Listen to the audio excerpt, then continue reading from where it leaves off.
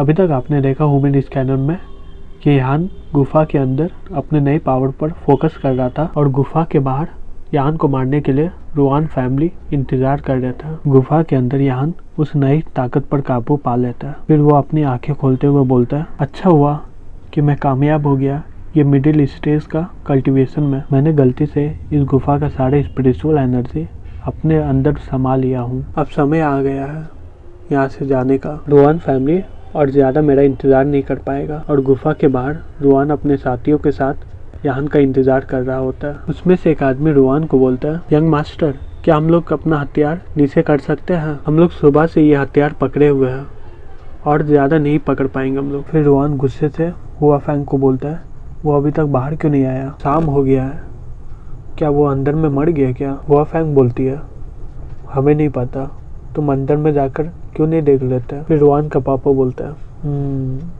तुम हमें क्या बेवकूफ़ समझती हो? अभी से हर 10 मिनट में एक आदमी को मार डालो। चलो देखते हैं कि यहाँ बाहर आता है कि नहीं। पहले उस लड़के को मारो। रुआन बोलता है, हाँ ज़रूर। फिर रुआन हुआ फैंग को बोलता है, तुम अभी से ही प्रार्थना स्टार्ट कर दो कि वो जल्दी से बाहर आ जाए या फिर तुम्हारी ज़िंदगी खतरे में है। फिर अचानक से यान उस गुफा के बाहर आता है और रुआन से बोलता है, अगर तुम उसे हाथ भी लगाए तो मैं तुम्हें मार डालूंगा। फिर रुआन हंसते हुए यान को बोलता है, मैंने तुम्हारे हर साथी को बंदी बना लिया है, तुम मुझे कैसे मारोगे? उस बेकार की तलवार से मुझे मारोगे क्या जो तुम्हारे हाथ में है? फिर यान बोलता है, हाँ, मैं यही बेकार से तलवार से तुम्हें मारूंगा। फिर यान उस तलवार से रुआन पर हमला कर देता है और रुआन का गला कट जाता है। फिर यान रुआन को बोलता है, मैं तो बताना ही भूल गया कि ये बेकार तलवार नहीं है, ये दिव्य तलवार है, इसका नाम है लॉन्गगुआन। रुआन के पापा अपने बेटे को मरे हुए देखकर गुस्से में आकर बोलता है, नहीं मेरे बेटे, मार डालो यान को। और वो व्हाइट टाइगर ये सुनकर गुस्से में आ जाता है। फिर वो सभी को मार देता है। ये देखकर यान उस व्हाइट टाइगर को बोलता है, अच्छा काम किया लिटिल बे। यान हुआ फैंग को बोलता है, हुआ फैंग, कंसन, तुम सभी को इकट्ठा करो। हुआ फैंग बोलती है, तुम्हारा क्या था? यान बोलता है, मैं रुआन साने को मारने जा रहा हूँ। रुआन साने यान को अपनी ओर आते हुए देखकर घबराते हुए उन लोगों से बोलता है, कोई भी यान को मारेगा मैं उसे 100 मिलियन दूंगा। फिर रुआन की बातें सुनकर वो लोग जोश में आ जाते हैं और बोलते हैं, यान को मारने पर 100 मिलियन मिलेंगे। फिर दूसरा आदमी बोलता है, वो तो अकेला है, वो हमें हरा नहीं पाएगा। फिर वो लोग अपना हथियार यान के ऊपर फेंक देता है, लेकिन यान उन सभी हथियार को रोक देता है और बोलता है, ये सब मेरे लिए आम बात है। फिर यान रुआन पर हमला कर देता है और बोलता है, भाड़ में जाओ तुम। फिर रुआन बोलता है, मुझे विश्वास नहीं हो रहा है। यान रुआन का सिर बीच से काट देता है और रुआन वहीं पर मर जाता है। फिर यान वहाँ पर सभी आदमी को बोलते हैं, दोनों रुआन होंग और रुआन साने मर गए हैं, अब तुम लोग सरेंडर कर दो। फिर वो लोग डरते हुए अपने हथियार फेंक देते हैं और उसमें से एक आदमी बोलता है, ओ नो, वो दोनों मर गए, अब ख़त्म हो गया ये मैच। फिर दूसरा आदमी बोलता है, यान बहुत डरावना है, हम लोग उसके सामने कुछ भी नहीं है। फिर तीसरा आदमी रोते हुए यान को बोलता है, मैं सरेंडर कर रहा हूँ, मुझे मत मारो। फिर यान सभी को बंदी बना देता है। फिर कंचन यान को बोलता है, कैसा लग रहा है, तुम्हें ताकत महसूस हो रही है ब्रदर यान? तुमने तो अकेले ही रुआन फैमिली को हरा दिया। यान कंचन को बोलता है, मुझे माइंड में ताकत मिली। फिर अचानक से हुआ फैंग बोलती है, यान, हमने तुम्हारी मदद की जंगल में और तुमने अभी बचाया हमें, तो बात बराबर हो गई, तो हम लोग यहाँ से अब जा रहे हैं। और भूलना मत, सिक्योरिटी वीडियो तुम्हारा हमेशा ही स्वागत करेगा। फिर यान बोलता है, ओके, तुम्हारा शुक्रिया, मैं इसके बारे में सोचूंगा। कंसन यान को बोलता है, तुम इस माइन का अब क्या करोगे ब्रदर यान? फिर यान अपने मन में सोचता है, अब हमें डरने की ज़रूरत नहीं है इस जंगल के बीच से, जब तक यहाँ पर लिटिल बे है। यान कंसन को बोलता है, कैसा रहेगा कि मैं यह माइन तुम्हारे फैमिली को दे दूँ, हम लोग प्रॉफिट को आधा आधा बांट लेंगे, कैसा आइडिया ये? कंसन ये सुनकर बहुत ही खुश हो जाता है और यान को बोलता है, ये बहुत ही अच्छा आइडिया है, हमारा फैमिली का लोड पूरा खाली हो गया, मेरे पापा सुनकर बहुत ही खुश हो जाएंगे। फिर यान कंसन को बोलता है, और मैं बाकी अब तुम्हारे ऊपर छोड़ता हूँ, अब मुझे संघाई वापस जाना होगा, नहीं तो यूनियन मेरे बारे में चिंता करेगी। कंसन बोलता है, ओके, सही से जाना। फिर यान शंघाई के लिए निकल जाता है। यान प्लेन में बैठकर अपने मन में सोच रहा था, ये जो साउथर्न यूनान का सफर था वो मुझे बहुत ही लाभ मिला। मैं मास्टर जाओ का परीक्षा पूरा किया और हालांकि मैं बहुत सारे पैसा भी कमा लिया और मुझे एक नया पावर भी मिल गया। जब मैं घर वापस जाऊंगा तो यूनेर और मैं और फिर यान हंसने लगता है। यान के बगल में जो लड़की बैठी थी यान को हंसते हुए देखकर अपने मन में सोचती है, क्या ये पागल है। फिर वहाँ पर एयर हॉस्टेस आती है और बोलती है, डियर पैसेंजर, क्या कोई पीना पसंद करेगा। फिर एक पैसेंजर बोलता है, यहाँ पर। फिर यान अपने मन में सोचता है, ये आदमी मुझे अजीब सा फील दे रहा है। फिर वो एयर हॉस्टेस उससे पूछती है, हाँ सर, आपको क्या चाहिए। हमारे पास है Coca Cola, orange juice, mineral water, coffee. वो पैसेंजर बोलता है, तुम। फिर वो पैसेंजर अचानक से एक चाकू निकालते हुए उससे बोलता है, मैं तुम्हारा लाइफ चाहता हूँ, क्या मैं ले लूँ। फिर एक और आदमी चाकू निकालते हुए बोलता है, हाय जैक, सभी कोई अपनी सीट में बैठे रहो, हिलना मत। अगर कोई हिलने की कोशिश किया मैं उसे मार डालूंगा। फिर वो आदमी उस एयर हॉस्टेस को पकड़ते हुए बोलता है, सभी कोई शांत हो जाओ, नहीं तो मैं तुम्हें मार डालूंगा। सभी कोई डर के मारे शांत हो जाता है और यान आराम से बैठा होता है। यान अपने मन में बोलता है, मैं बहुत ही अनलक्की हूँ, घर जाते हुए मैं हाईजेक में फंस गया। फिर वो आदमी उस एयर हॉस्टेस को फेंकते हुए बोलता है, बहुत अच्छा। फिर वो यान की ओर बढ़ता है और यान अपने मन में बोलता है, क्या वो मेरे लिए आ रहा है। फिर वो आदमी बगल में जो लड़की यान के बैठी थी उससे बोलता है, हमारे भाई ने तुम्हें खोजने के लिए बहुत समय लगा दिया। मिस नांगवान, क्या तुम अपने से बाहर आओगी या तुम्हें मेरी मदद की ज़रूरत है। फिर वो लड़की अपना चश्मा उतारते हुए बोलती है, नहीं, मुझे ज़रूरत नहीं है, मैं अपने से चल सकती हूँ। फिर नांगवान को देखकर सभी पैसेंजर शॉक्ड में आ जाते हैं और उसमें से एक आदमी बोलता है, हाँ, ये तो नांगवान जिक्सुन है, ये मेरे सपनों की देवी है। नांगवान जिक्सुन आज की एशियन एंटरटेनमेंट की सबसे टॉप सेलिब्रिटी है। वो अभी किडनैपर का टारगेट में है। यान अपने मन में बोलता है, ओह, वो मेरे लिए नहीं आया, लेकिन ये नांगवान जिक्सुन कौन है। फिर नांगवान उस किडनैपर से बोलती है, तुम्हें कितने मिले हैं मुझे किडनैप करने के लिए, मैं उसे डबल दूंगी। वो किडनैपर बोलता है, नहीं नहीं नहीं, तुम्हारा ऑफर तो बहुत ही अच्छा है, लेकिन हमारे बिजनेस में एक बार जो काम ले लिया उसे पूरा करना होता है, तो ये बहुत ही ख़राब हुआ, लेकिन तुम्हें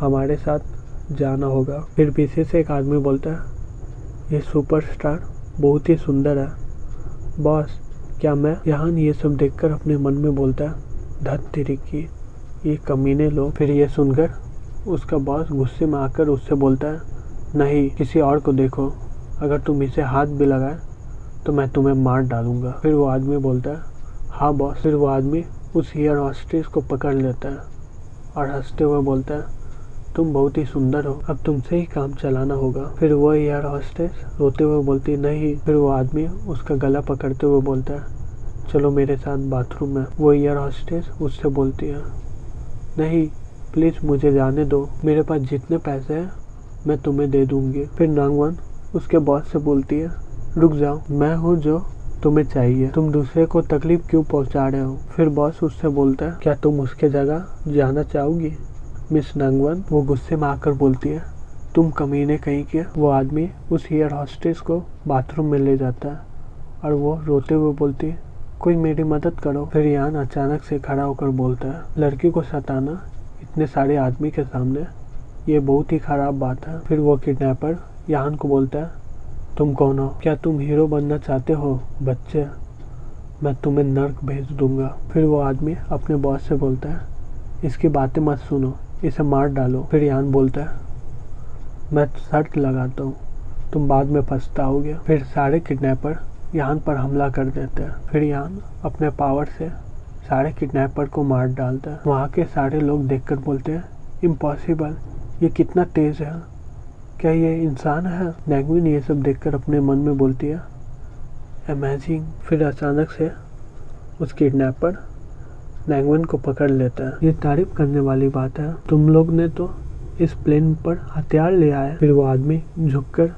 यान को बोलता है, भाई प्लीज मुझे मारना मत। यान ये देखकर शॉक में आ जाता है और उस प्लेन के पैसेंजर उस किडनैपर पर हमला कर देते हैं और उसमें से एक आदमी बोलता है, तुम्हारी हिम्मत कैसे हुई प्लेन को हाईजैक करने के लिए, इसे यहीं से फेंक दो। फिर दूसरा आदमी बोलता है, तुम्हारी हिम्मत कैसे हुई मेरे गॉडेस को परेशान करने के लिए, तुम्हें मरना चाहिए। फिर यान अपने मन में बोलता है, तुम लोग तो पहले कुछ बोले नहीं, जब मैं पूरे किडनैपर को मार डाला तब तुम लोग यहाँ पर आए हो। फिर यान अपनी सीट पर जाकर बैठ जाता है। फिर नैंगविन यान को आकर बोलती है, हेलो, तुम्हारा शुक्रिया मेरी मदद करने के लिए। फिर यान अपना चेहरा घुमा लेता है और बोलता है, कोई बात नहीं। नैंगविन अपने मन में बोलती है, आदमी तो मेरे ऊपर से नजर नहीं हटा पाते हैं, लेकिन ये लड़का बहुत ही अलग है। और दूसरी तरफ यान अपने मन में सोच रहा होता है, मैंने यूनिट से प्रॉमिस किया है कि मैं दूसरे लड़की को नहीं देखूंगा। फिर अचानक से वहाँ पर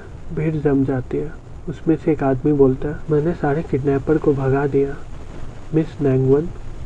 फिर दूसरा आदमी बोलता है, डरिए मत मिस नैंगविन, मैं आपकी रक्षा करूंगा। यान ये सब देखकर गुस्सा हो जाता है और अपने मन में बोलता है, ये कमीने लोग बेशरम है पूरी तरह से, मैं हूँ जो सारे किडनैपर को हराया हूँ। फिर मिस नैंगविन उन लोगों से बोलती है, प्लीज मुझे अकेला छोड़ दो। फिर वो लोग बोलता है, लेकिन मिस नैंगविन हम। फिर अचानक से पीछे से कोई बोलता है, सभी को अपने सीट में बैठ जाओ। सभी को ये सुनकर गुस्से में आ जाते हैं और पीछे मुड़कर देखते हैं। लेता है एयर हॉस्टेस सभी को बोलती है, बैठ जाओ अपनी सीट पर। ये सुनकर वहाँ के पैसेंजर गुस्से में आ जाते हैं और उसमें से एक आदमी बोलता है, अपने काम से काम रखो, अगर हम लोग उस किडनैपर को नहीं मारते तो अभी तक तुम्हारा रेप हो गया होता। ये सुनकर वो बहुत ही गुस्से में आ जाती है और बोलती है, चुप हो जाओ तुम लोग, मैं यहाँ पर बहुत सालों से काम कर रही हूँ, लेकिन मैं तुम्हारे जैसे बेशरम लोगों को नहीं देखी। मिस्टर यान सारे किडनैपर को मारे हैं और तुम उनके सारे क्रेडिट ले रहे हो। जब हाईजैक हो रहा था प्लेन